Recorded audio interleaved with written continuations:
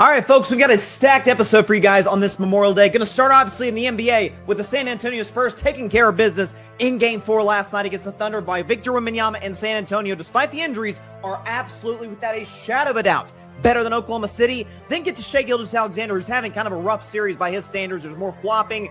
No surprise there, but I think there's an aspect of this that can become a big-time opportunity for Shai Gilgeous-Alexander to enhance his legacy. Get to that. What the heck did Kenny Atkinson say about the Cleveland Cavaliers? Oh, we're up 2-1 in the series if you look at the analytics. Why the Knicks are on one of the greatest runs we've ever seen in the history of the NBA postseason. So basketball on the front end of our show. On the back end, going to review the Mandalorian and Grogu, which I saw over the weekend. Y'all know I'm a big Star Wars fan. Love what I saw. Get into that. At the end of the show, talk about Stephen Colbert's departure from The Late Show, the end of The Late Show as we know it as a franchise, what it means for Stephen, what it means for the late nights business as a whole. Get to all those things on Carving Up Live. So let's start the beat, baby. Here we go.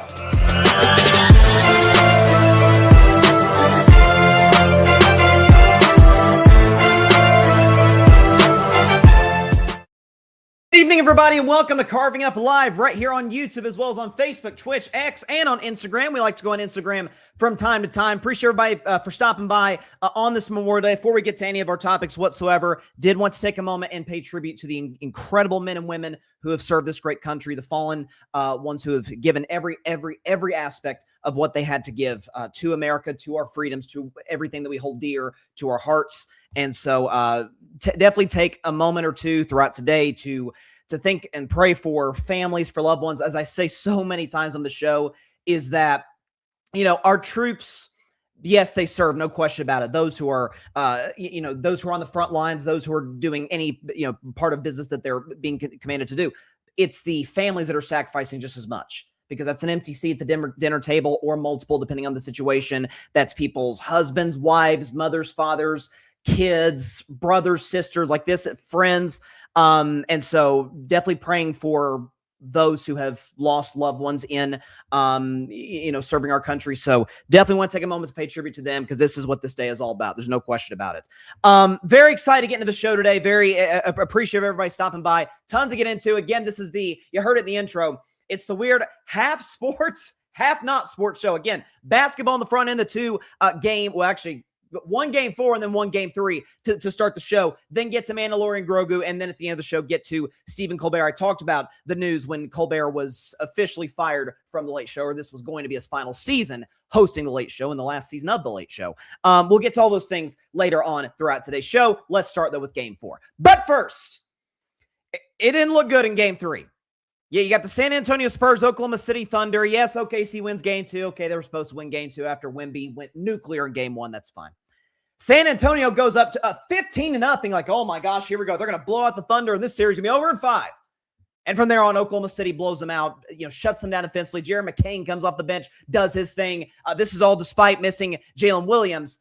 And then in Game 4, Victor Wembanyama is like, yeah, no. We are not losing 2 straight home games to go down 3-1 in the series with Game 5 in Oklahoma City, and we would make sure that would not be the case. 33 points, 8 rebounds, 5 assists, 3 blocks, which is low for Wemby. 11 of 22 from the field, 3 of 7 from three-point range, 8 of 9 for the free throw line. Did all of that in 31 minutes. Part of that because the Spurs blew out the Thunder, so he didn't have to play a ton of minutes, and also because of the fact that the Spurs throughout the season, Game 1 being the exception, they've managed Wemby's minutes. They don't want to overdo it. Listen, he is 7'3", 7'4" tall. He is a different body, to say the very least. There's a lot of contact that he could potentially deal with in the series. That was, a discussion after Game 2, and they want to play this as conservatively as they can.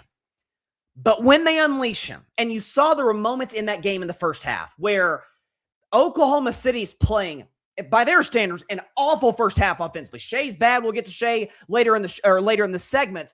But it's like, okay, we're down 9. We're up 2-1 in the series. We're down 9. If we can make a big push in the third quarter, play some great defense, now we're in good shape to go win the basketball game. And then Wemby's like, yeah, heck with that. I'm just going to nail a half quarter at the buzzer, which felt like it's weird to say dagger into the first half dagger. What, they didn't put him up 25, put him up 12. That's a more than reasonable deficit in the NBA, especially with some of the injuries that San Antonio's dealing with. I'm hearing the excuses. Oh, Oklahoma City's without J-Dub and AJ Mitchell. That's a real thing, but De'Aaron Fox, who I'm a huge fan of, and all these guys, Dylan Harper, they don't look 100%. Dylan Harper had the amazing game 1, got hurt in game 2, maybe came back too early. It is the Western Conference Finals. That's part of the deal, but hasn't looked like the same player since. And we know Fox missed the first 2 games of the series. Like, Wemby's carrying a lot on his back and was fantastic in the face of adversity. And so you give San Antonio credit. And again, you keep coming back to, okay, wait a second. These teams have played, 9 times this season, and Spurs won 6 of them. Like they've been the far better team, between these 2 teams this season. And I think it does go to show you a big story for Oklahoma City throughout the season. A big reason that many thought that they were going to go back-to-back, and they still very well could go back-to-back. This is a best-of-3 series at this point, and OKC's got home court.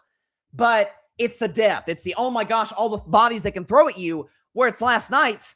Okay, they're missing 2 bodies, but feels like they can have some reinforcements to step up for them, especially given the fact that J-Dub missed big portions of this year. Now, you can say A.J. Mitchell was the guy that stepped up for him, particularly, in the Lakers series, but he's a rookie. Like, he's on, like, the best contract in the NBA based on his production value. You still have Shea. You still have Chet, who's having an awful series by any measure whatsoever, who we'll get to later on. But for San Antonio, it's a credit to coaching. It's a credit to Wemby showing that aggressive mentality. And again, like when San Antonio's starting to build this lead, it's like, okay, but they were up big in the first half of game 3, and then it kind of fell apart for them in the second half. They kept their foot in the gas pedal. Wemby talked about this after the game, kind of finishing the job. I feel like we, as, with who we are, we need to start games like this. But it really doesn't mean anything for the way it holds. I mean, it helps for sure, but it's a whole nother type of effort to be consistent rather than just hitting first. And that's one of the reasons that I love Wemby and so many others do, is like just that sort of stay focused. Again, I don't want to overuse the word or the term Mamba mentality, but like it's a little Kobe-esque, right? Like just kind of it doesn't matter. It's on the next possession, head down, attack the matchups we got to attack in order to put ourselves in good position. And it was, I think for San Antonio, and it's not a sexy term to use, but it's not a word we use enough in pro sports, is culture. I mean, we just don't use it enough. When you look at all across major American professional sports, like that's what wins. If you look at the LA Dodgers, they're talented. Yeah, we've seen a bunch of talented baseball teams. The Boston Red Sox a decade ago, my gosh, were they talented. They were horribly run upstairs, and that's why they fell apart after 2018. Where he's got the LA Dodgers, amazing ownership, great manager, and Dave Roberts, good front office. They're willing to spend the money in a no salary cap league. Like, that's why the Dodgers are who they are. The Kansas City Chiefs, it's just Mahomes. No, it's Andy Reid, and it's some of those defensive guys who they drafted well. Brett Veach, the GM, the ownership group in Kansas City. Like, it's a collaborative effort. And even when you look in San Antonio, Mitch Johnson, who's done a really, really good job as the head coach of his team. Mitch Johnson is the official head coach, but it still feels like Greg Popovich, God bless him, he's dealt with a lot in terms of his health, is still kind of almost like the godfather, like the commanding force, like almost like the way Pat Riley is for the Heat. That's kind of how he is with the Spurs. Listen to what De'Aaron Fox said after the game about what Pop did after the Spurs kind of fell apart in some ways in the second half of game 3. Before you get out of here, has Pop, with you being down 2-1, or even before the series, has Pop come in that locker room say he needs some nastiness out of y'all? Some nasty. Yeah, you play here.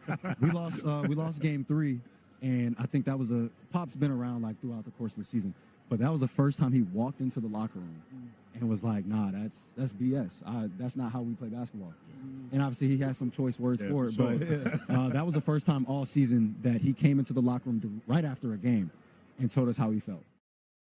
I'm telling you, like he still, even to this day, has a presence, a voice that still holds a lot of weight in that locker room in San Antonio. Even though he didn't coach most of the guys who were on that team, he did coach Wemby briefly for Wemby's rookie year, but that's pretty much it. So credit to the Spurs. That was, I don't want to say it was a culture win so much as it was because the thing is, outside of Wemby, the other guys didn't play crazy well. It was a matter of great defense, shutting down SGA once again for the second time in the series, and Wemby doing Wemby things, hitting half-court shots, driving the basket. Like it's funny. Shout out to my man Arthur Hurst at the Grib. He texted. He was like, man, into the first half, San Antonio's the bonus, and Wemby shooting threes. What is he doing?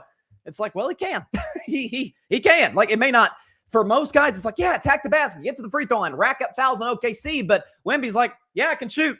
I'm a good three-point shooter. And so credit to the Spurs. It's a 2-2 series. And listen, home court favors Oklahoma City. Both teams are beat up, so that's kind of canceled out.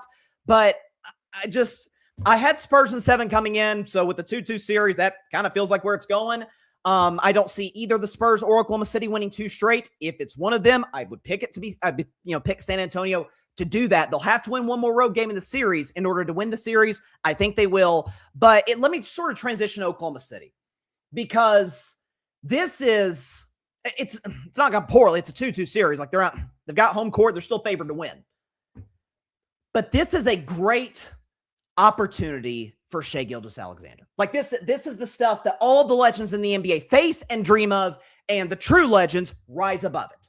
So let's start with this. So let's talk about Shai's game last night, because he wasn't very good. If we have his numbers in game 4 against the Spurs, it's not, even by his standards, not good. 19 points, 4 rebounds, 7 assists, 6 of 15 for the field, so 40% for the field. Missed his 1-3. He did go 7 for 7 from the free throw line. And it does continue to streak under 20 points, right? And remember, Shai broke Wilt Chamberlain's record for most consecutive games scoring 20 or more. Well, in the postseason, if you go back to when that regular season streak started, 140 for 140 in terms of regular season games, scoring at least 20 points. In the playoffs, 30 for 35. Now, that's fantastic, but you go from 0 for 140 as far as scoring lower than 20 points. And in the playoffs, it's once out of every 7 games.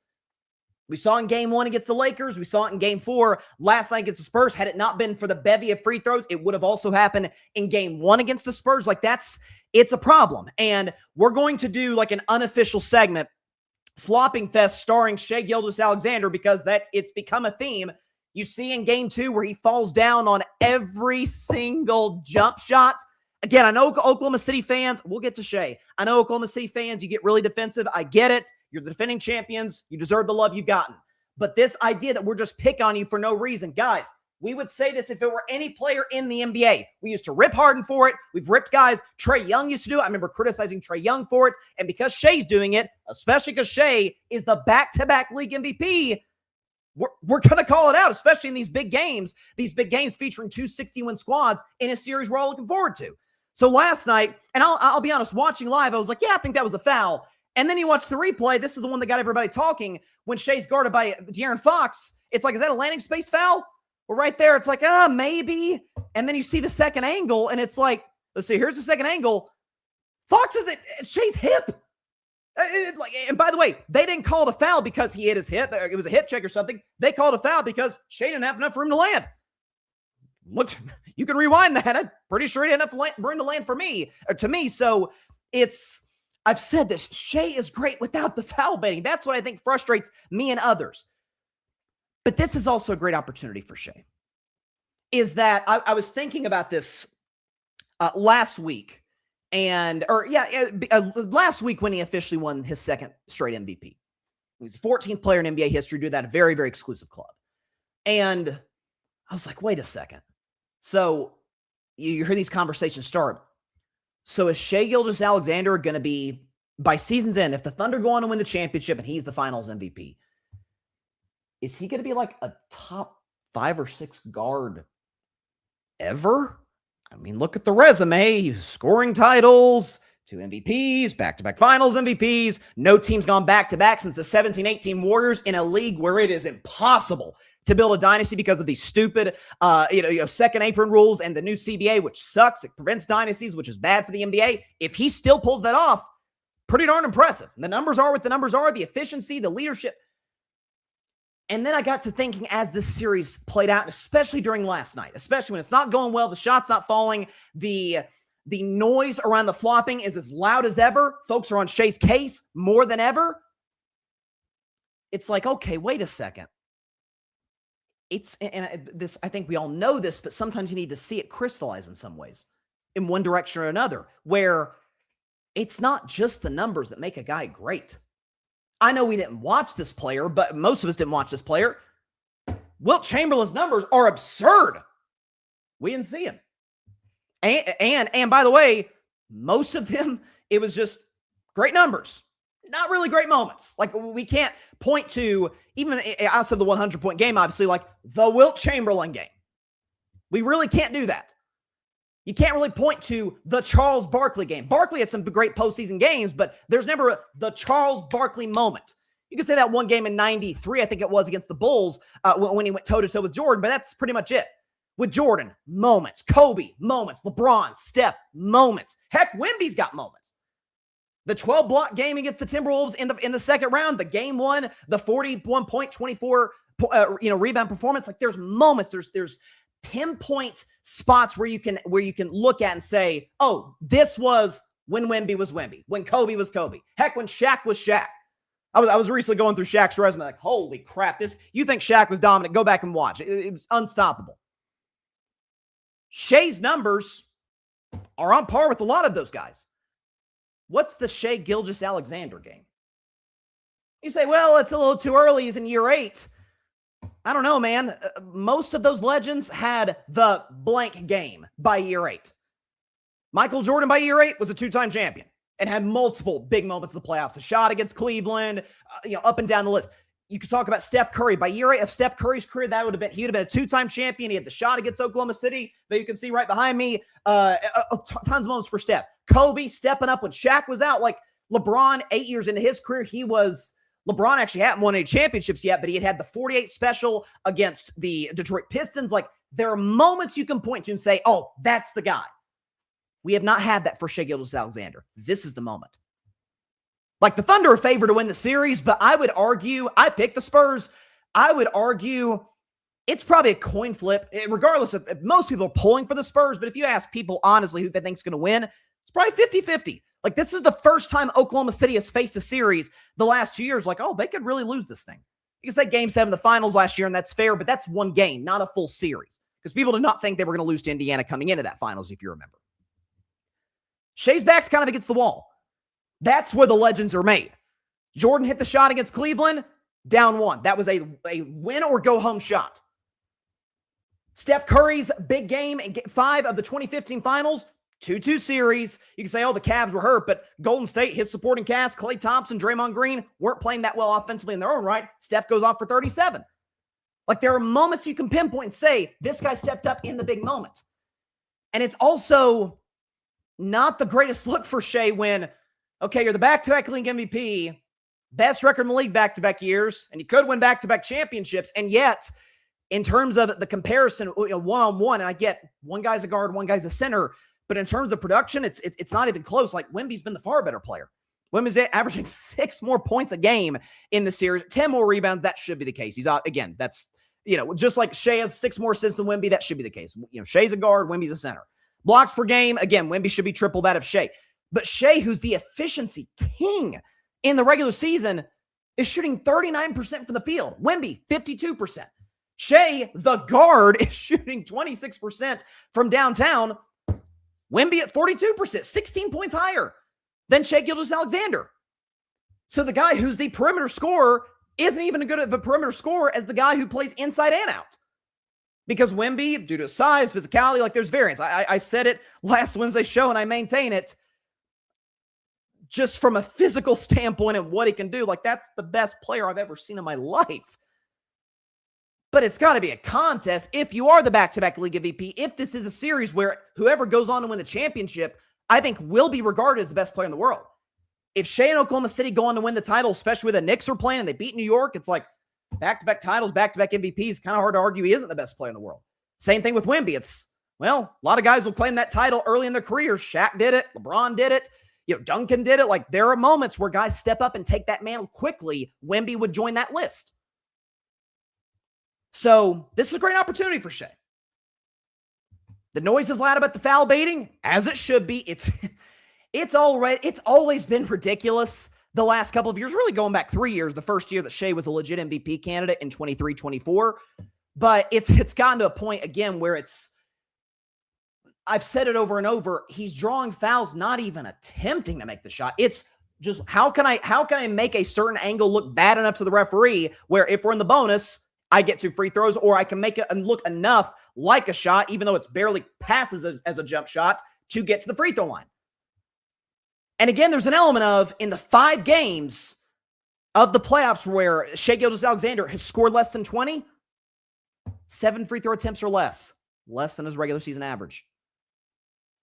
Like, the postseason production has gone down. Like, it just has. And that's a legit criticism. Like, I've always said we expect the greats to be, to maintain their level of greatness in the postseason relative to what they've done in the regular season. If you add to it, great. Jordan's done that. Bron's done that. Like, that's what the all-time legends do. Kareem did it. Shea's gone down. Shea hasn't gone down like Harden, but he's gone down. He's not the same guy in the postseason in the regular season because in many ways he's reliant on the whistle. He's reliant on getting so much airspace because guys are terrified to even be in the same vicinity as him that he has all the freedom to do whatever he wants. And he's still a great scorer. That's what's frustrating. He's still a great scorer. He's amazing for the mid-range. He can get a shot wherever he wants. But it's ridiculous. This isn't basketball, and everybody knows it. And Shea talked after the game. Shea's not the only culprit in this, in the Thunder being the position they're in. A reporter asked him after the game, hey, what do you got to do to get Chet Holmgren more involved? And Shea didn't exactly inspire confidence in this answer. You talked before about priding yourself on making your teammates better. Just what are some things you think you can do to help get Chet a little bit more involved offensively? Yeah,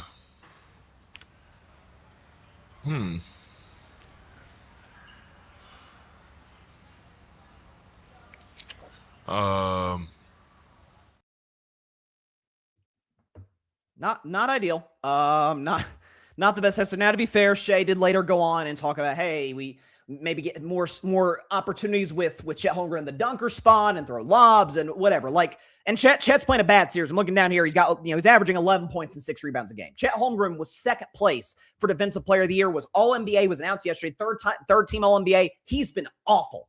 And especially, listen, when the Thunder drafted Chet second overall, I remember doing that draft with Mike Guido and Barry Grant Jr. back in 2022, that Paolo goes number 1, Chet goes number 2, and that he was drafted because they already had Shea with the expectation, okay, Shea's probably going to be their best player. Chet's going to be their number 2. Turned out, Jalen Williams is their number 2. Now, he's been out for most of the year, so you kind of, expect Chet to take that step into being the number 2 option opposite Shea. And some of this is a credit to OKC's depth, and some of this is a knock on Chet. It's been A.J. Mitchell, or it's been Jared McCain, or it's been other guys stepping up and being that number 2 opposite Shea Gilgeous-Alexander. And so, like, that's something that they got to get going. I really don't expect Chet's play to change that much because of not just the matchup disadvantage he has against Wemby, but also the simple fact that Wemby cannot stand the guy.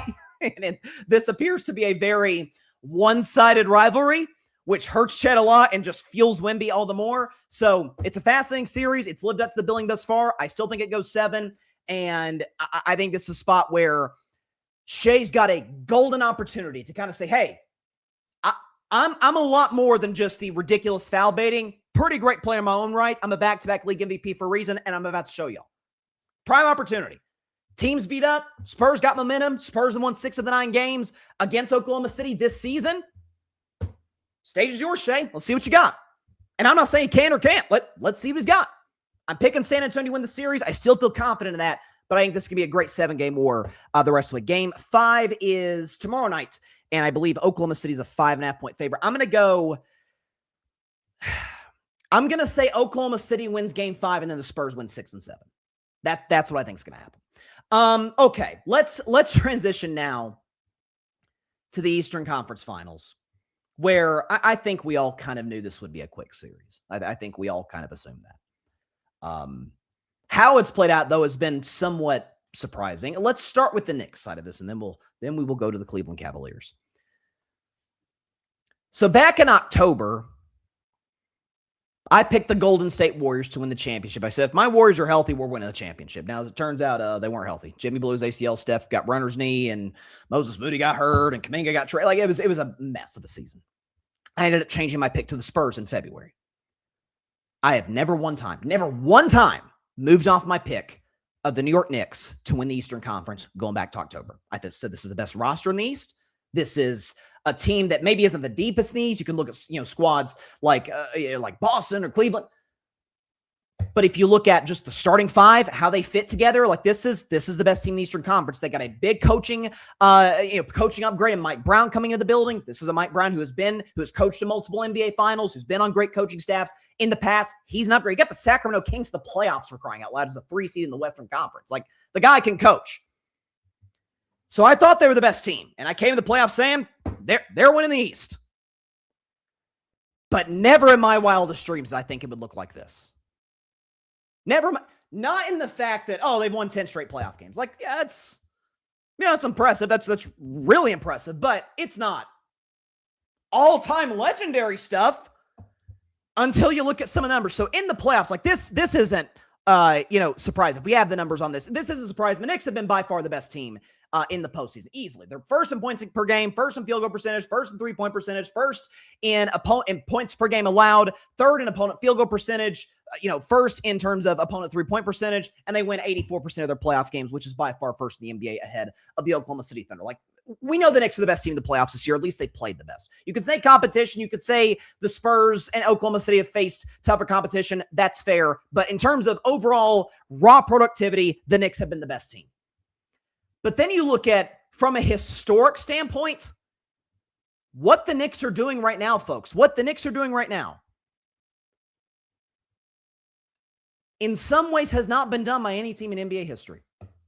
That is not hyperbole. We'll show you the numbers. In the playoffs, they have a 10-game winning streak, tied for 5th all time. We've seen other teams do that. It's amazing. We've seen other teams do that. They are winning these games on average, by 22 points a game, 22.5 points per game. Folks, that is the best in NBA playoff or regular season history. We've had plenty of teams, some teams in the playoffs, many teams, obviously, in the regular season, 82-game sample size, you win 10 or more straight games in a row. Never have we had a team win 10 games in a row by this many points, by an average of 22 points a game. And they have 10 wins in the postseason by double digits, tied for first all time. By the way, they're tied in that regard with the 2013 Miami Heat, with LeBron James, the peak of his powers, and the 2017 Golden State Warriors, a team I firmly believe is the greatest to ever be assembled. So they're putting up numbers, on par with the 17 Warriors, the LeBron 2013 Heat, which was the best Heat team that there was in that Heatles run. They're beating teams worse in a 10-game winning streak than anybody has in the history of the league. And this is a little bit sort of second level, not analytics, but like you have to do a lot of research on this, and shout out to those, that have. But if you look at through any sample size of this winning streak, it's the best in NBA playoff history. So through 3 games, best, points per game differential or points differential through 3 games, through a 3-game stretch of any of these 10 games in NBA history. As is through 4, 5, 6, 7, 8, 9, 10, 11, 12, 13. Through any of those stretches, if you could pick any of the 3 games, 4, 5, 6, and so forth on to 13 of the Knicks postseason, and in that stretch, nobody in that stretch of games, pick your number of games, 3 to 13, no one in that stretch of games has ever had a greater point differential than these New York Knicks. Like that's shocking. Like this roster works. Jalen Brunson has been sensational in the series. I think I and most felt like he was going to cook in the series, given the fact that, wait a second, his primary defenders are going to be Donovan Mitchell and James Harden. Yeah, Brunson's about to go off in the series.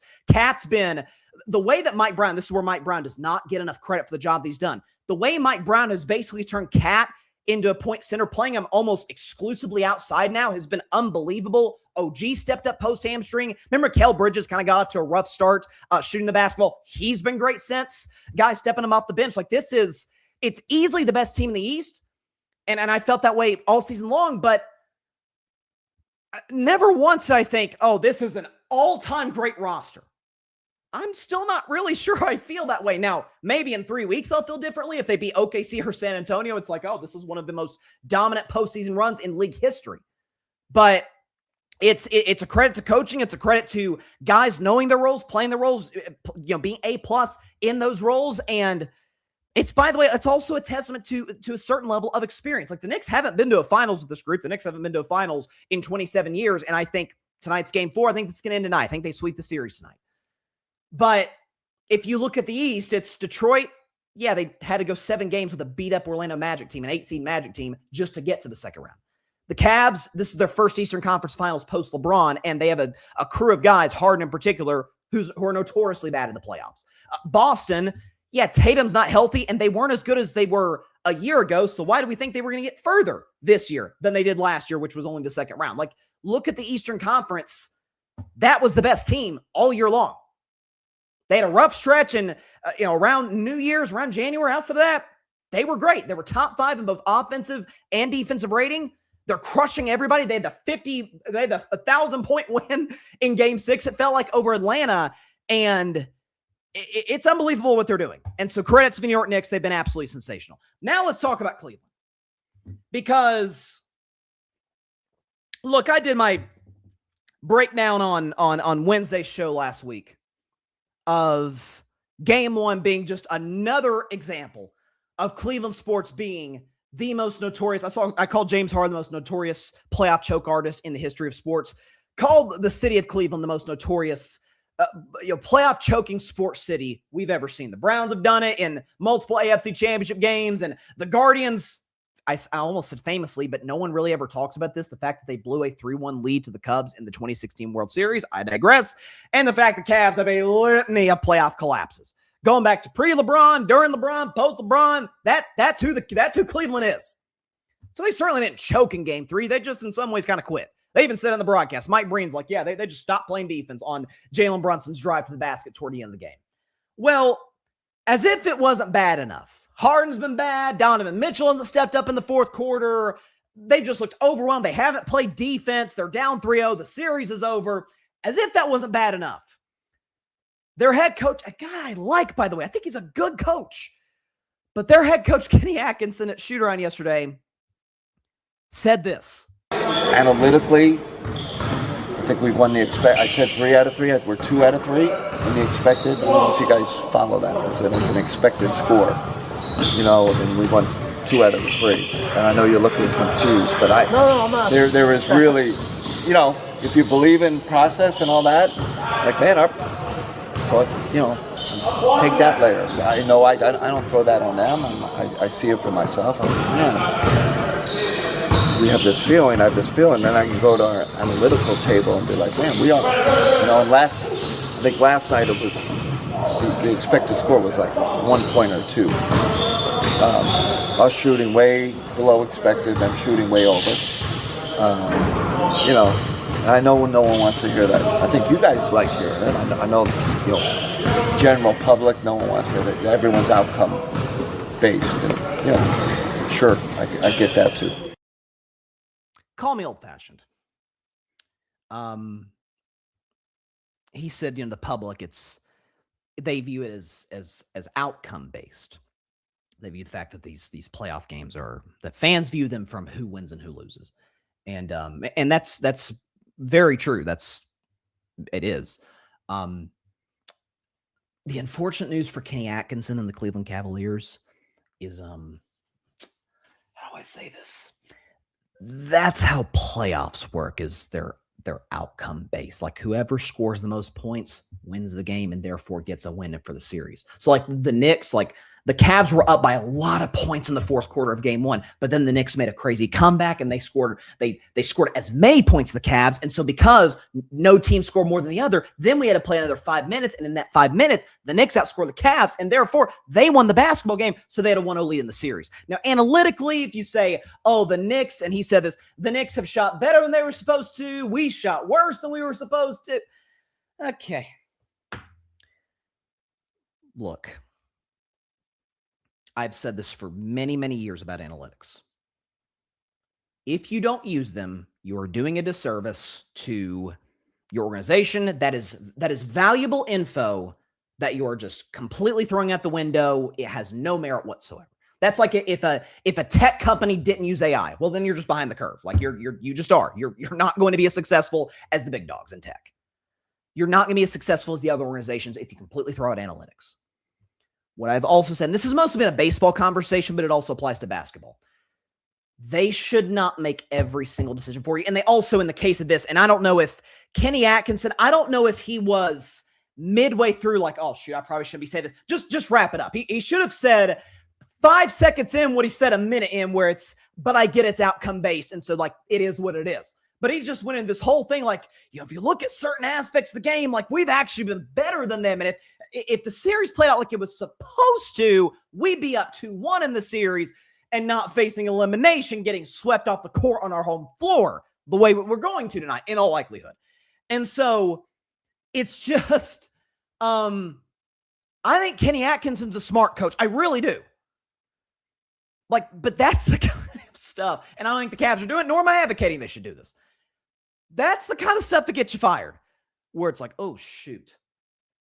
Either the coach views this as, well, if he's using analytics as an excuse for why they're down the series, or using analytics as a way to say we're actually better than them, even though we're down 3-0, or he takes analytics more seriously than he should. I don't think the Cavs will fire him, nor do I think they should. That has got to be one of the dumbest quotes I've ever heard by any coach in any professional sport that I've ever heard. And I know Kenny Atkinson can't say this, nor should he say this. Like, yeah, also James Harden is a bad playoff performer. Also, Donovan Mitchell been kind of quiet in these fourth quarters. Also, both of our bigs have gotten completely outplayed by their bigs. But at the same time, man, it's what are you talking about? Analytically, we should be up in the series. And listen, this is why we love pro sports. This is not just pro sports, sports in general. What's so great about sports, particularly team sports, is that there is an objective winner and loser. We can dissect as to why that happened. We can say, oh, this team shouldn't have won, or this team should have won, or there was a bad call, or this team had somebody injured, or this guy made a bad call, or whatever. But there's an objective. This team won, this team lost. It's frankly what I think any objective person despises about politics, is that we cannot agree on an objective reality. Sports, we can. Like, the Seattle Seahawks won the Super Bowl. Like, they just did. They played the Patriots in the Super Bowl. They won 29-13. That's that. They won the game. They held the Lombardi Trophy. That's it. Nobody disagrees on that. And I don't think this is going to be something that is like a widespread thing where the analytic gurus or nerds or whatever you call them gain such a foothold on NBA debate culture or social media culture, where it's like, well, actually, if you look at certain aspects, true shooting and expected field goal percent, actually the team down 3-0, the team has 0 wins, is actually better than the team with 3 wins. I don't think that's going to be something that spreads, but it is a little bit of an example of where teams like the Cavs, like the Boston Celtics, have become so obsessed with making sure all of the numbers equate to what they're supposed to on the floor in game action. In some ways they do, but there also has to be a feel out the game type of process that goes on for a coach, that goes on for players.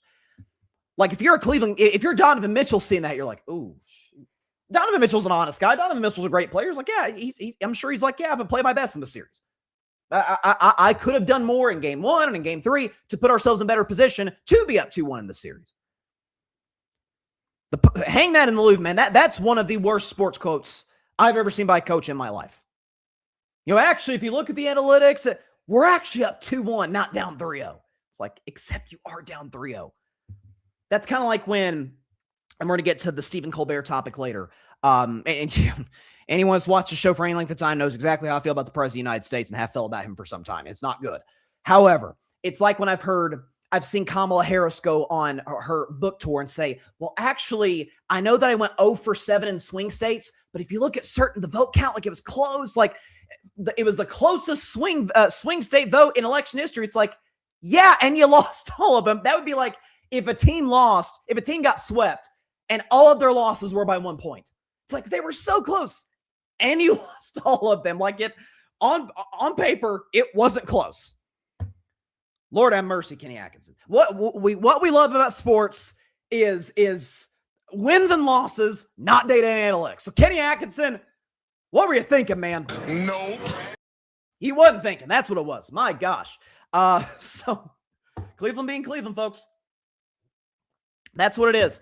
Okay. Appreciate everybody for stopping by on a Monday. We'll be back after a 1-minute break. Before, maybe I said a little prematurely, because before we go to break, I do want to say this. So, man, we've done way too many segments on this show. One too many is enough. But so last week, I guess it was Thursday. Yeah, it was Thursday.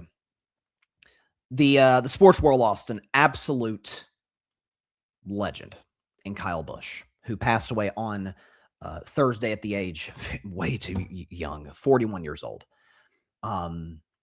Apparently his family put out a statement the other day, and they said, because we knew he had health problems, and I think he had sinus issues, and he had been hospitalized the day prior. I remember kind of reading about that and be like, oh man, I hope he gets better. But you're not thinking this is like serious.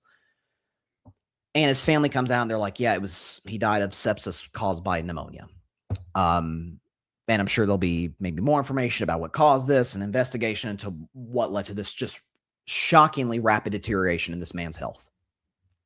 But I want to say this. So I primarily cover football and basketball on the show. I do cover a good bit of baseball, particularly in, the postseason and during the summer.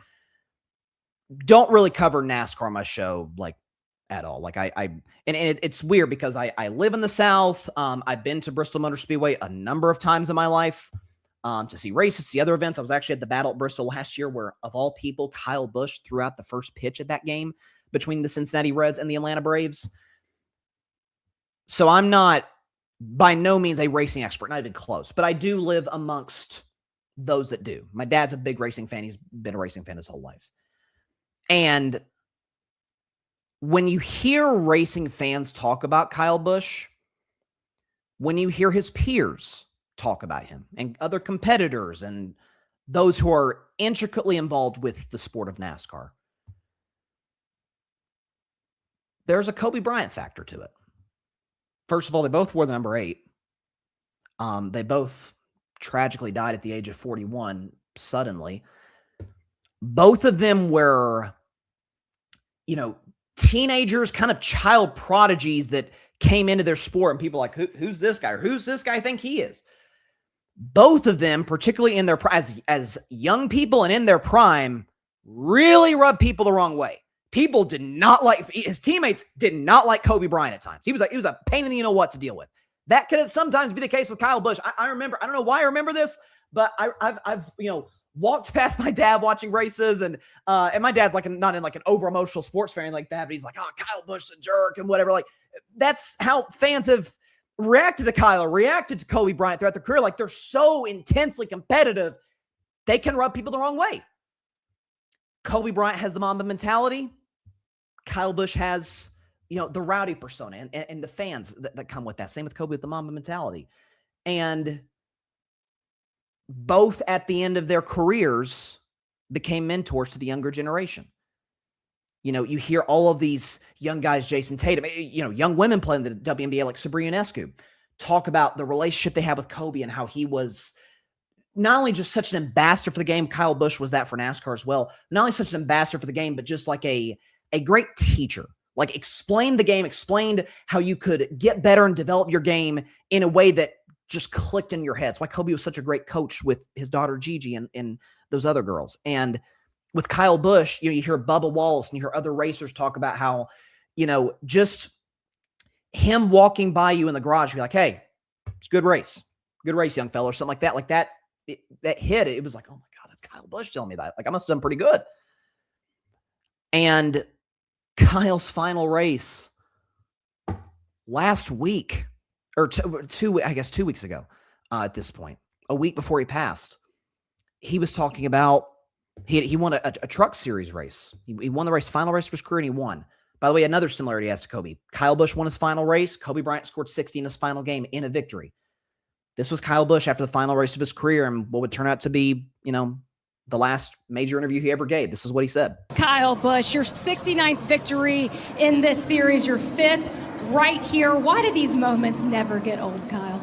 Because you never know when the last one is, So I know all too well, unfortunately, with the Cup stuff. But, here with the truck stuff right now is it's awesome just to be a part of Spire Motorsports. Thanks to Jeff and Dan and Mr. H for the opportunity, HendrickCars.com. I'm sure it looked great out front leading the race, and it wasn't just Kyle Larson doing it. So, feels good to have another Kyle being able to do it and putting ourselves in victory lane. So, love coming to Dover. Always one of my favorite places to race, and definitely some managing of the fuel there, managing of the tires there, and it was an interesting, just kind of strategic battle, I guess, from the driver's seat.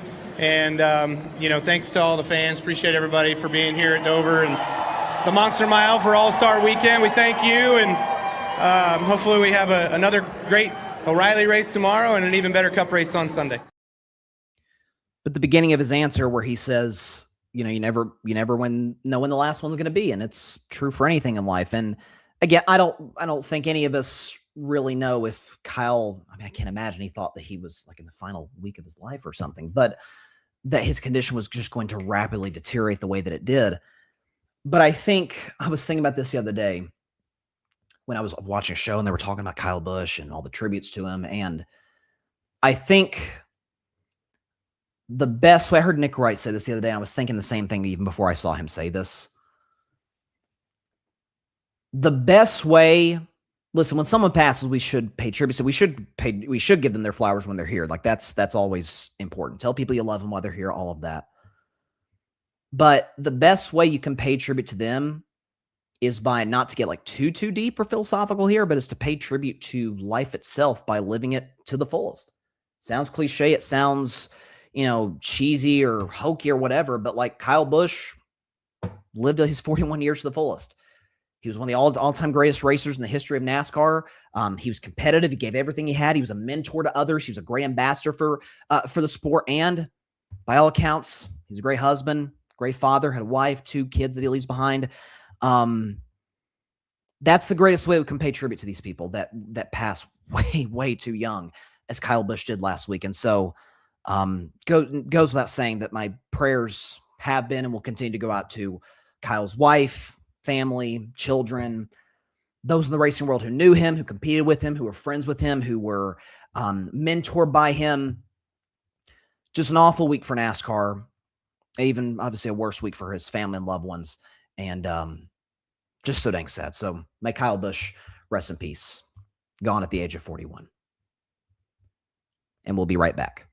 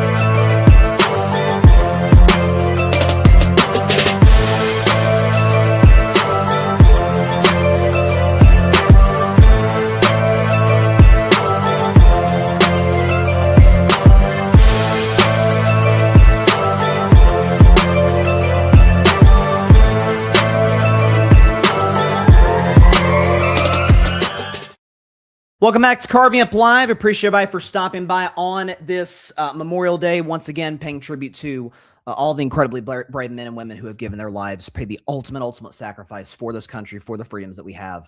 And so, again, it's definitely take more than 1 or 2 moments a day to say a prayer or think of those who, not only those that have passed, but their family members and loved ones. Said this at the top of the show. It's not just those who serve in an official capacity, but it's the families as well. Like they're making just as much a sacrifice by their loved one going out and potentially putting their own life in danger for the freedoms we have here in America. So never forget the ultimate sacrifice that these incredibly brave men and women have made throughout this country's history. So before we get to our next topic, and this is going to be a little bit of a shift in the show in the sense that where the first half is sports and the second half, or I guess 2/3 of the show is sports, depending on how long we go. And the last bit is not sports related. Occasionally we do non-sports topics, but like this one, it's designed in a way where that's not the case. Did want to, as we always do, to ask you guys to check out our Carving It Up merchandise. Scan the QR code, top left corner of your screen. It'll take you to the website. We've got hats. We've got t-shirts. Weather's getting warmer, so you get t-shirts. I know, listen, we're going to get to in a few weeks, about a month or so, where folks are going to be going on vacations or maybe going to the beach potentially. We got beachwear as well. We got towels, all kinds of things. So check out our Carving Up website, Carving Up merch, top left corner of your screen to check out what we've got there. You can also check out the merch for our other amazing Grid Network contributors and content creators on there as well. And if you just want to find Grid Network official, merch, there's that too. Hats, t-shirts, the whole bit. So we'd appreciate that if you check that out on our website. Now, As many of you out there know, I am a massive fan of Star Wars, and the height, maybe it very well could be the pinnacle of my life. In terms of my fandom of Star Wars, is getting to work at the Disney College program, work at Galaxy's Edge last year in Lake Buena Vista, Florida, at the Millennium Falcon Smuggler's Run, which got an update, by the way, and I have not ridden it yet. Based on the videos I'm seeing on YouTube, looks great. I love the original. Of course, that's always going to hold a very special place in my heart because that's the version that I worked at.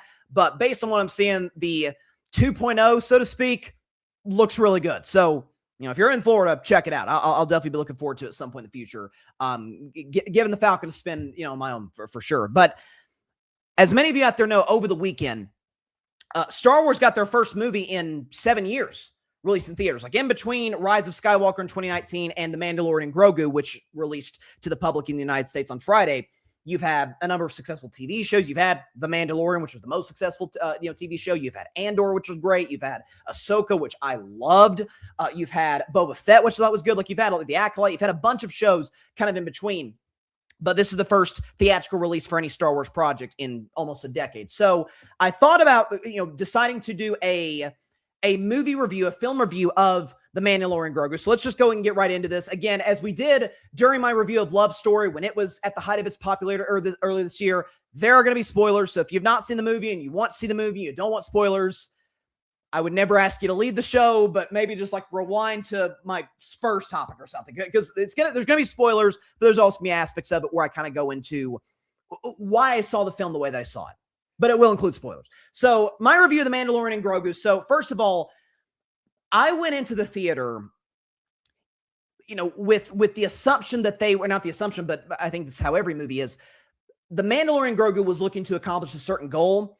And I think by and large that Jon Favreau and Dave Filoni accomplished that goal. So, there's this element of Din Djarin, the Mandalorian, is still trying to, throughout points in this film, still trying to convince himself. I don't know if he thinks it'll still give him that killer edge that, hey, I'm my own man. I'm a bounty hunter. I'm a Mandalorian.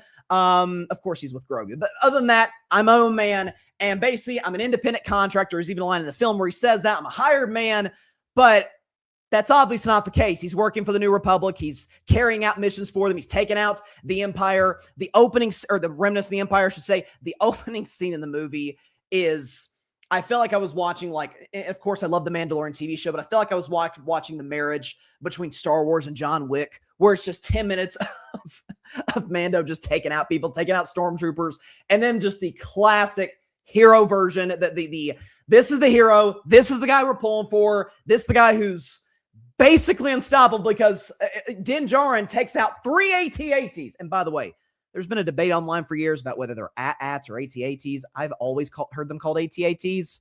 If I'm wrong, please correct me in the comments, but I think they're AT-ATs. But where Mando takes out 3 AT-ATs, it's like, yeah, of course he did, because that's who he is. It's the classic, hero in the film. It could be 1-on-1 or 1-on-100. The one wins if it's the hero. So the opening scene was fun.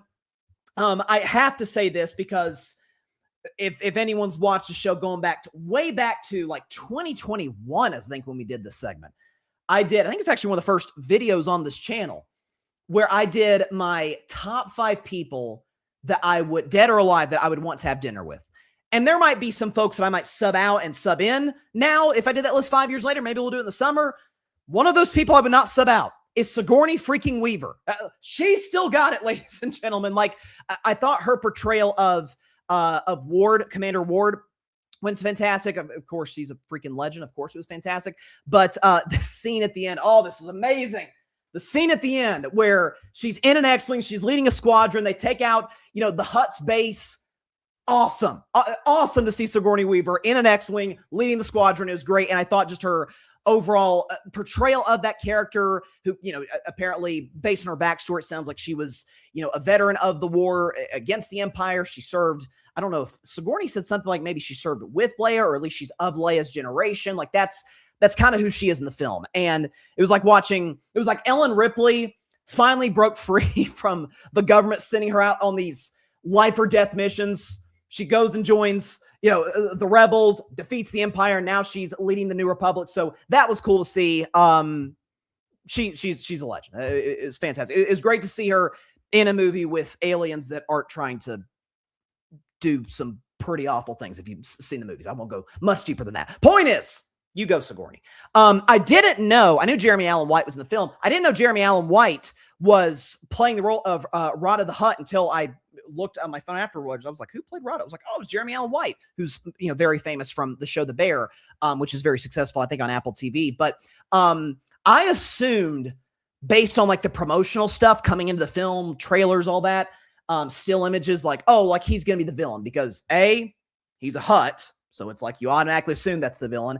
B, he's Jabba the Hutt's son. We actually see him in early in the Clone Wars where Anakin and Ahsoka actually save him when Ahsoka is Anakin's Padawan. But you're like, oh, he's growing up. He's probably evil. Like he's like jacked. He's got like the still images. He's got like 2 axes. Like, okay, yeah, this guy's gonna be a load to handle for the Mandalorian. And the third reason you assume he's a villain is because of the physical appearance. And he's jacked. He fights for sport. Turns out he does that because he's basically a slave. But his character arc I found really interesting. I actually saw a fake tweet today. You can't buy anything on Twitter these days, but saying like that Disney Plus was going to have like a limited series with starring Rada the Hutt, which ended up being totally false. But I'd watch it. But we never had a limited series. We've never had a series focusing on one of the Hutts. I'd watch it. And watching his sort of growth and development with the Mandalorian, with Grogu, kind of the dynamic that he and Grogu have. There's a really cute scene where they're like playing in the ocean on the shore. Like it's really cool, like the size advantage, but they both look like little kids. And the scene where, because there's dialogue throughout the film between he and Din Djarin of Din Djarin trying to convince him, like, hey, the Hutts aren't going to, because Din Djarin is sent to save Rada the Hutt, to bring him back to his aunt and uncle. They want to kill him because he's the heir to Jabba the Hutt's throne. And so Din Djarin's like, kind of figures that out. He's like, I'm trying to save you. Once Rada figures that out and they're both in the ring and they're fighting a real life version of Djarik, that was awesome. Seeing that in live action form, like, George Lucas, I don't know if that ever went through George Lucas's brain when he created A New Hope back in 76, 77. That was awesome to see on the big screen. So really cool scene. Mandalorian and Rada the Hutt, taking these monsters out. By the way, again, I was not totally wrong about the villain being a Hutt. It was Rada's aunt and uncle, freaking gangsters. Ludwig Göransson's score was, of course, phenomenal. Just like it was in the TV show. I thought it was like kind of like a techno type of theme, at least the way I interpreted it, that I thought he incorporated, which of course he included the 10 out of 10, the Mandalorian theme song. I thought the score was sensational. I thought the cinematography from David Klein was great. It was just classic Star Wars in terms of the shots, all of it. Sound design, Lucasfilm, we know they're probably the best production company ever when it comes to film design or sound design. As far as the story is concerned, in terms of the main 2 characters, I had 2 major questions coming into this film. What is the evolution we're going to see from Grogu? And by the end of the film, after 2 hours, am I personally, or is the Star Wars fan base at large, and we know the opinions can range sharply there, is there going to be a clear sense of direction about where the franchise is going with these 2 particular characters? Because they're inseparable, Mandalorian and Grogu. And the answer to both questions, the answer to the first question with Grogu was absolutely. The answer to the second question, kind of open-ended. So in regards to Grogu, it's weird to say this about a character who's literally a baby. I know he's like 50 years old. We know his species is the same as Yoda's species, and they live for like hundreds of years, but he's still a baby.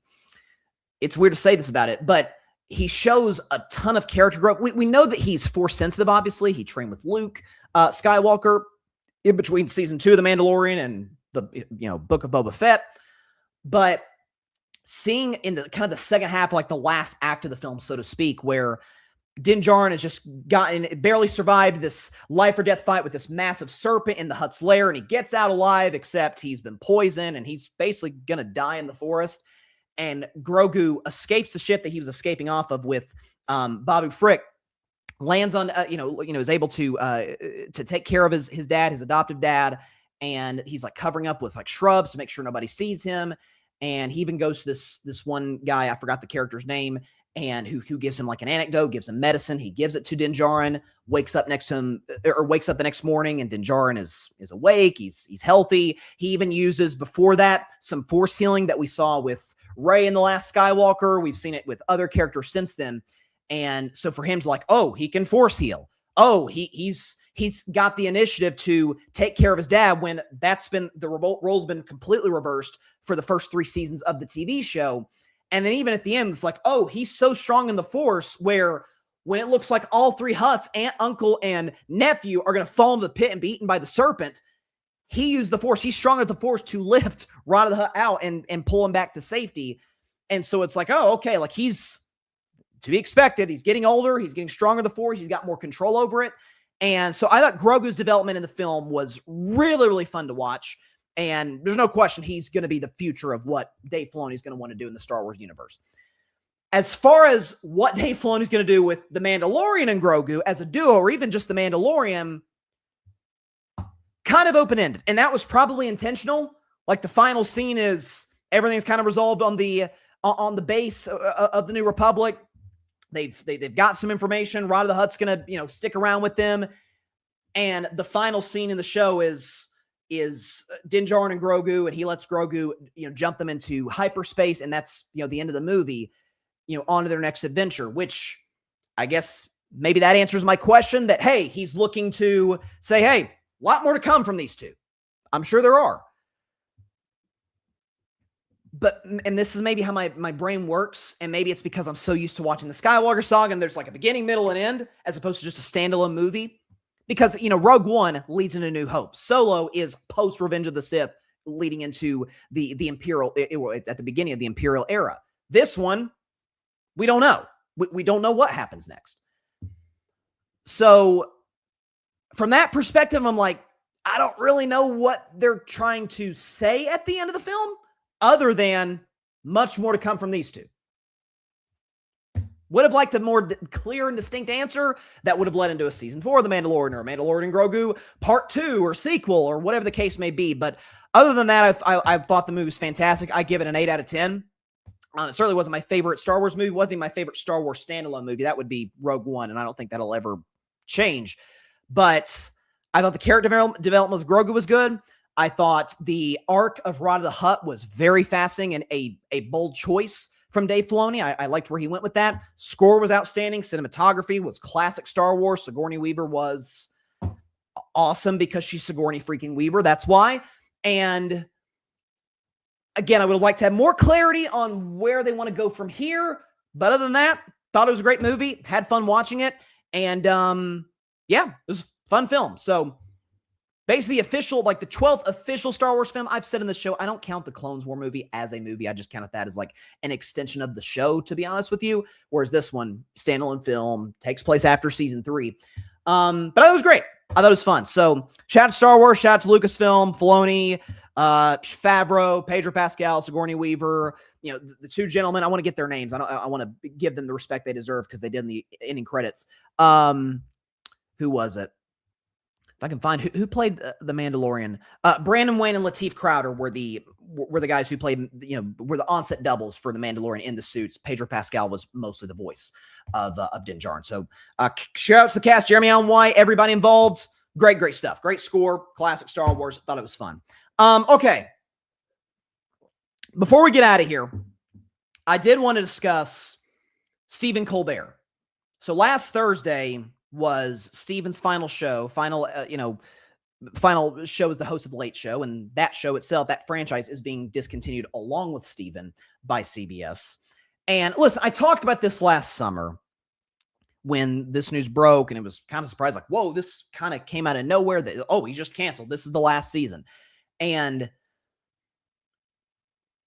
is there truth in the fact that The Late Show was losing money? Yeah, the numbers speak for itself. However, it was a bit strange that it was the highest rated late night show host to go. Like that was an odd choice. Like, one Kimmel was suspended, but that wasn't his show to get taken from him. Fallon's not going anywhere. Seth Meyers, John Oliver, which I guess John Oliver's technically overseas, I think, but like that's none of those guys, Jon Stewart, who's a legend, like none of those guys had their late show stripped. Like, why was it Stephen Colbert? And we know a major reason for this was the deal regarding Paramount and Barry Weiss taking over CBS and the Trump administration having to approve it.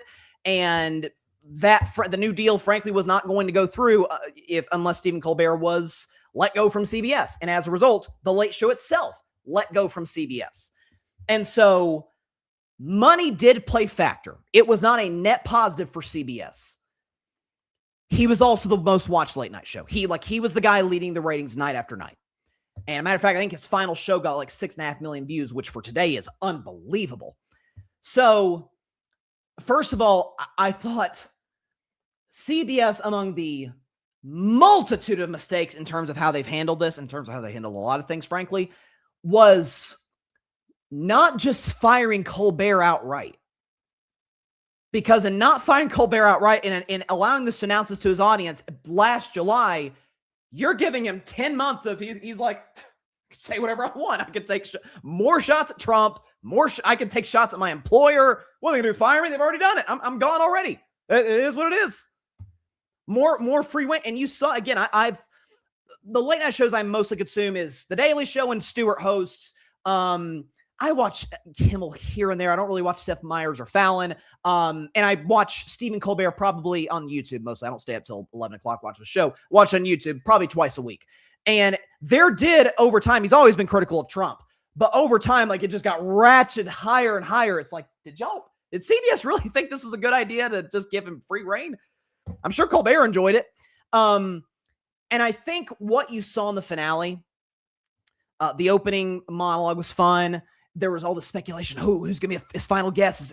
Colbert famously is Catholic. Is he going to bring on Pope Leo, the first American Pope? Is Pope Leo going to be his last guest?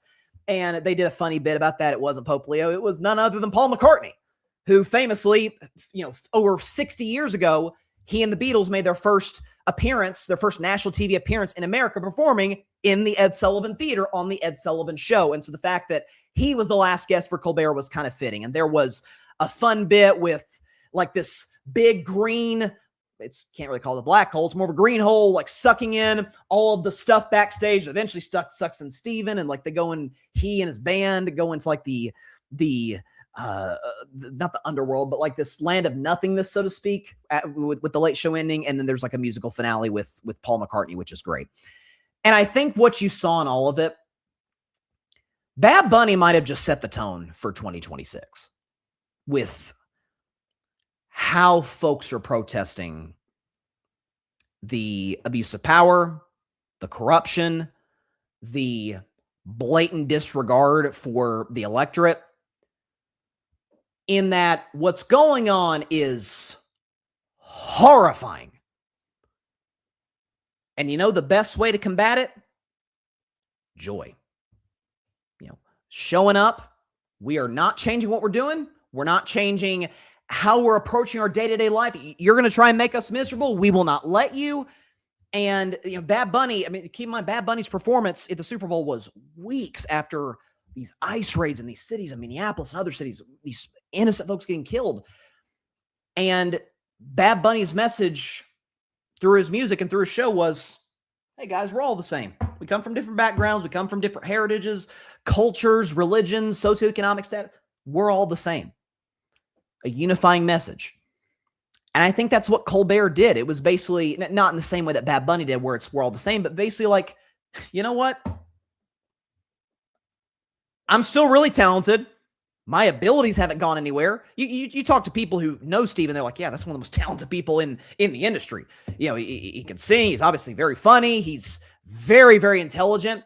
I thought of the late night show hosts currently that we got right now, I thought he gave at least as much as network television would allow the more deep and philosophical interviews. That there's some great stuff with him and Dua Lipa, with him and Andrew Garfield, with him and Keanu Reeves, the famous, what do you think happens when we die? And Keanu Reeves said, I think the people that we love will miss us. And it's like, wow, like that's something you never really thought about before. And Colbert had the conversation with Anderson Cooper, I think back in 2019, about grief that is just, it's It's like, wait, this is a late night show host? Not say like late night show hosts are like dumb or not deep, but it's like, God, like this is incredible. Just his perspective on it, because he tragically has a very personal experience with grief. So late night TV is losing a great one. Steven's going to be somewhere else very, very soon. He knows that. I'm sure he's going to bring as many people on his staff as he possibly can to the newest episode. He's done a good job kind of highlighting them on the YouTube channel, which I thought was very classy on his part. But I think the number one thing I'll remember Colbert for, at least through the late show, because obviously he had the Colbert Report before that, which was kind of a satirical show, is the fact that all late night show hosts, or all great late night show hosts, have kind of an identity. Have a thing like, oh, you know them for this. With somebody like my personal favorite late night show host of all time was Craig Ferguson. Like, I wish to God Ferguson still had a show today. It'd probably be difficult just because Ferguson kind of avoided talking about politics. Like, he mostly just joked about stupid stuff, but he was great at it. The interviews were really funny. Like, you've seen interviews in years past where unfortunately, where the host can be at best creepy towards women and sometimes just outright like, bro, back off. Whereas with Ferguson, it was like, oh, like the guest flirted with him. Like, you don't see that on late night. And like, it was a fun show. It was a lighthearted show. I thought Ferguson was great. And so he had an identity. Conan O'Brien, great writer at SNL, did a great, was, well-written jokes. That was his identity. Jimmy Kimmel has had a show for 2 decades. Very much, it's in LA, very much a Hollywood background. Like, Jimmy Kimmel knows everybody. And you kind of see that. So Colbert, his sensibility has always been politics. That's not the case with a lot of people. It's not at all with Jimmy Fallon. It wasn't really with Kimmel until he felt compelled enough to do so about a decade ago, kind of with the rise of Trump. Colbert, that's always been who he was. He worked on The Daily Show with Jon Stewart. Then he had the Colbert Report. Then he had the Late Show with Stephen Colbert. Like, that's his shtick. That's how that's where his bread is buttered, so to speak. He's multi-talented in other forms and fashions, but that's where he's at his best. And I think I'll remember him the most for the incredible interviews he did regarding faith, grief, deep life subjects that I thought he addressed better than, forget late night show hosts, maybe any interview that I've seen ever. And the second thing is, from a social standpoint,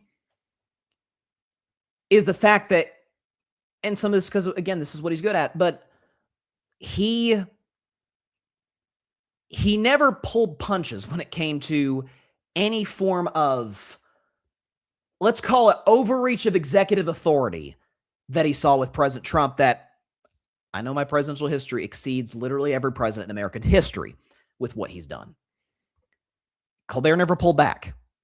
Colbert was never somebody who was influenced by outside sources positively or negatively toward the administration. Like, his takes were his takes. And it's like you see folks with the decline in popularity with the administration. You're seeing Tucker Carlson, Megyn Kelly, Marjorie Taylor Greene, like, slowly back away. Like, hey, I don't really like him that much. I didn't. It's like, wait a second. You campaigned as hard as anybody for him, man. You got him here. You're a big reason he's president today. Not having the cojones to say, yeah, that's my guy, or I screwed up, to say, like, actually, I don't like him at all. It's like, why'd you campaign as hard as you did for him? And it's not those who are just, Trump talks about Trump derangement syndrome, which is BS. I think Trump himself is deranged. But there is a set of folks where it's like, they criticize literally, like they apply the same criticism to a small thing as they do a big thing. Like, for example, the work that he's doing on the reflecting pool. Y'all know I can't stand the president. I don't really have a problem with it. I don't have a problem with it. I don't. Having the same amount of outrage with that as, say, his the corruption in his administration. The fact that he's, not only did he pardon the Jan 6ers on day one, but now they're getting reparations. Wait, huh? Black folks can't get reparations, but criminals who broke in the Capitol and tried to overturn a democratic election, they get reparations. That doesn't sound just. That doesn't sound like Law and Order. Colbert was always 100. Colbert always kept it real. He did it in a humorous way. He did it in some cases in a lighthearted way, to the best of his ability, to try and bring a sense of optimism. He always called his show the Joy Machine, and more times than not, I think he accomplished the goal of being that. And so CBS's mistake. CBS's mistake. This is just because he was losing ratings, or not losing ratings. He's actually the best in ratings among late night shows. Just because the show was losing money doesn't mean that it wasn't still the show on CBS. Like now CBS, it's like the NFL. That's it. Because CBS doesn't even do March Madness National Championship anymore. Like that's I think TBS did it this year. I remember looking, I was like, the national championships on TBS, not CBS? Yeah. So network's not going the greatest direction, to say the very least.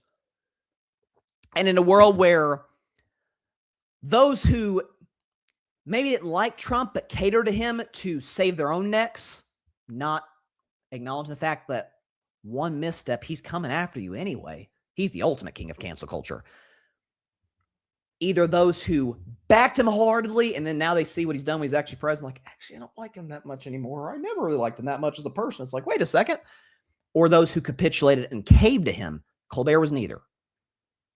And he deserves respect for that. History remember him well for what he said, the things that he said, and the things that he addressed during this period in American history. And so he's going to do, he's fine. He's going to do a lot more things. I think he's like either a writer, an executive producer on a new Lord of the Rings project, which he's famously a massive fan of Lord of the Rings. So I know he's just loving that. I think that came before his show was canceled, as he talked about in an interview recently.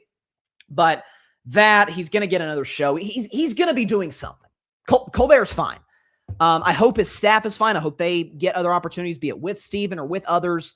I also love the fact that Steven had a lot of fun segments with his wife, Evie, especially like during COVID. And like he'd make like a really dorky, silly, like, oh, come on, Steven joke. And you hear like cracking up in the background. Like they have a really great dynamic in their relationship. Yeah, the Joy Machine. Him and his wife, the band, the way that he ended his finale, joyful. Joy's a pretty great form of resistance, and Stephen Colbert epitomizes that. So tip of the cap to him. Is a heck of a run, heck of an 11-year run for Stephen Colbert, and heck of a 30-plus year run for The Late Show, going back, obviously, to David Letterman. So big mistake by the network letting both go, to say the very least. All right, that is all the time we have for today's show. I appreciate everybody stopping by. As always, be sure to catch Carving Up Live on Wednesday at 6 p.m. Eastern, 3 p.m. Pacific time, right here on YouTube, as well as on Facebook, Twitch, X, and on Instagram. Appreciate everybody stopping by on this Memorial Day Monday. Again, take more than a few moments throughout today and throughout tonight to pay tribute to our fallen heroes who have given the ultimate sacrifice for this country. Please pray for their families, loved ones, and continue to pray for those who continue to serve our country each and every day and doing what they do, because they deserve nothing but the most love, admiration, and they deserve nothing but the best when they come back home. And we do not do a good enough job of that in that country. I think that goes without saying. So hope everybody has a great rest of your evening. We'll see you guys on Wednesday. I imagine the Knicks will advance to the finals by then, and we'll have plenty of reaction to Game 5 of the Western Conference Finals, Spurs Thunder. I actually think the Thunder win Game 5, Spurs win the last two. Hope everybody has a great week. We'll see you on Wednesday. Stay safe out there. God bless y'all. Peace out. Oh, and I hate that we signed Aaron. Thanks so much for watching the show on YouTube, and be sure to go click that big red subscribe button and check out the other clips and full shows from Carving It Up Live, as well as our other incredible content creators here on the Grid Network.